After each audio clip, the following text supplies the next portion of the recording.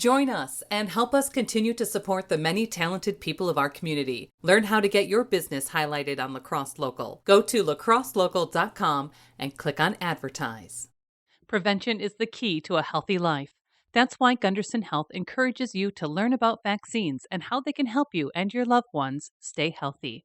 Vaccines protect against preventable diseases and viruses by boosting your body's defenses. Visit GundersonHealthVax.com to learn more.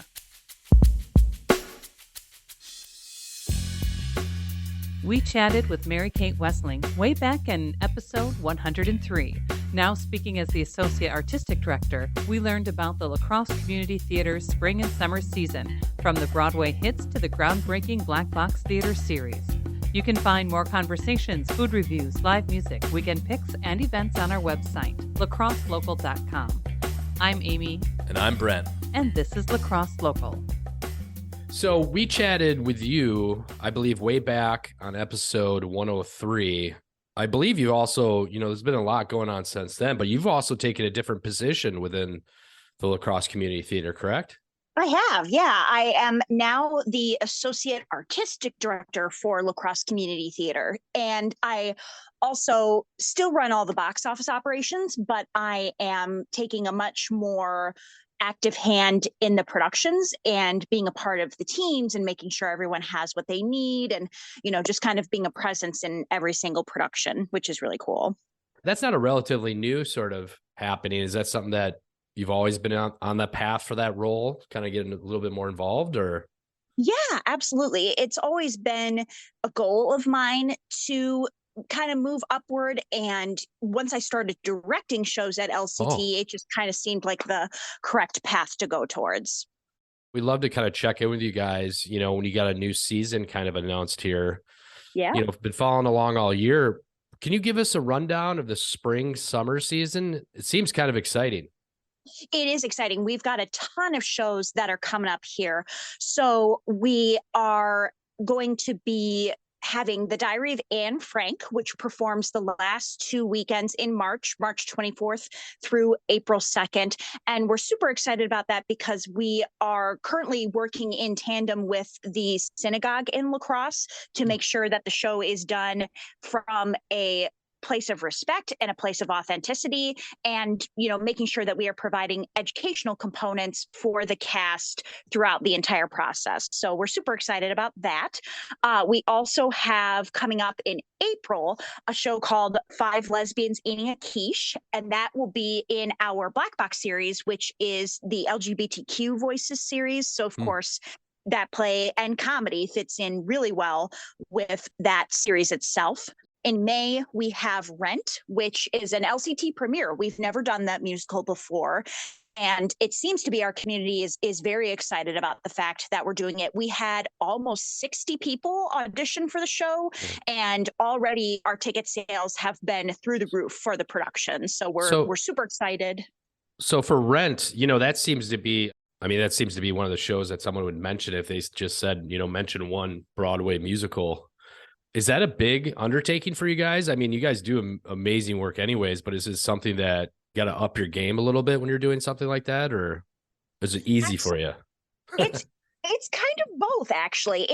I feel like we have been on an upward trajectory as far as our production quality is concerned, which we really have to thank to the current staff roster that we have.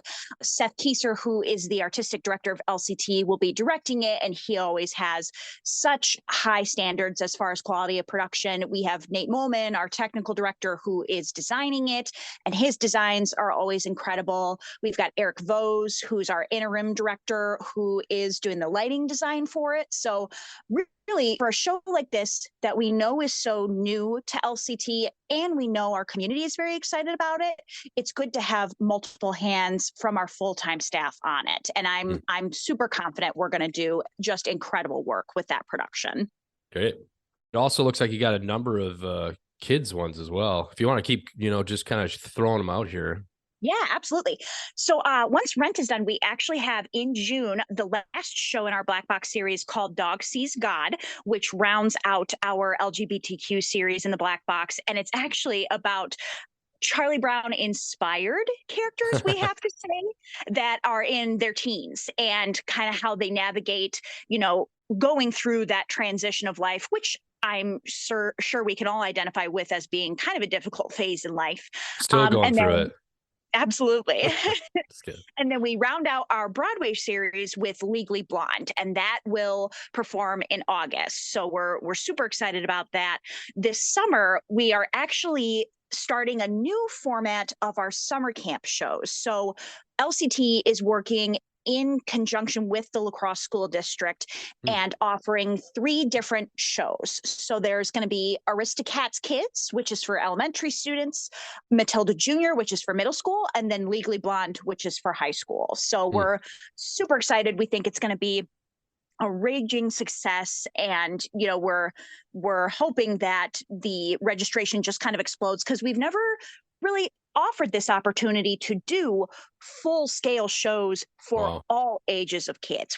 We've done youth shows in the past, but nothing like this before, where it's geared specifically towards the different age ranges like we're attempting to do, and we think it's really going to be a huge success.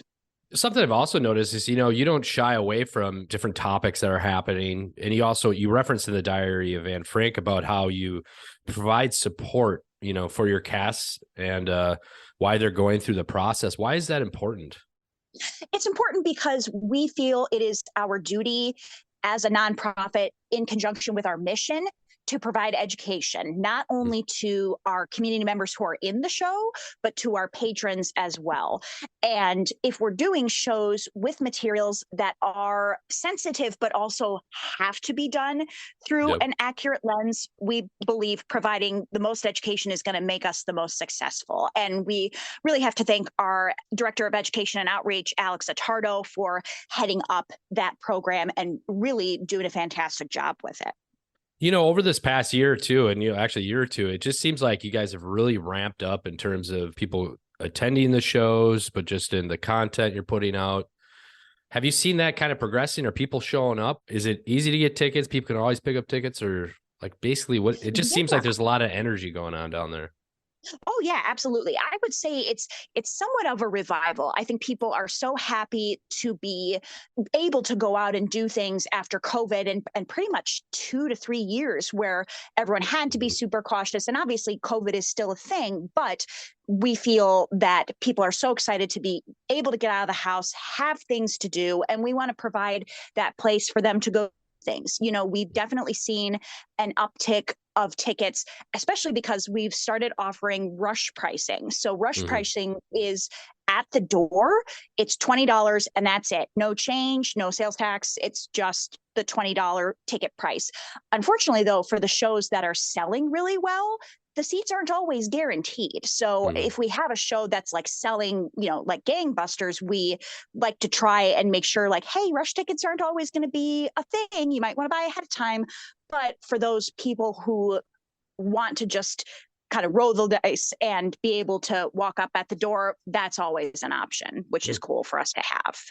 So how can people get involved? I mean, I know there's like auditioning. I see those calls to action. Is there volunteering behind the scenes? How can people lend a hand?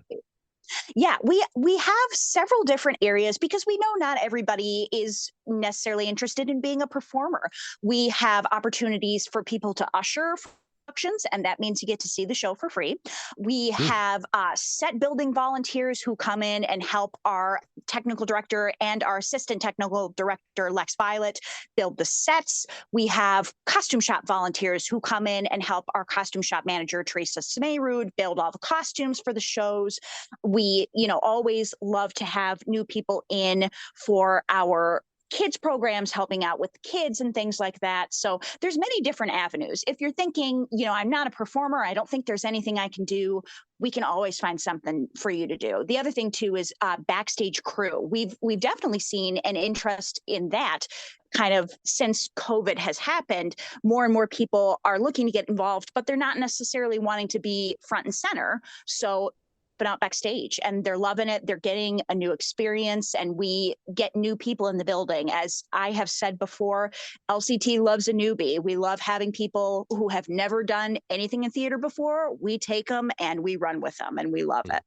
Just recently, I was actually eating at Sagra, which was above Piggy's, and seeing a group of people, I think, unloading a previous sort of set, throwing it out. So if people can just jump in and lend a hand and carry some stuff, I assume. Oh, yeah, absolutely. And typically, when we have certain needs, we put call to action on both social media, our emails, our website. There's always places and people you can contact. If you're not super sure where you're needed, we'll let you know for sure. And lacrossecommunitytheater.org is the best spot for them to go?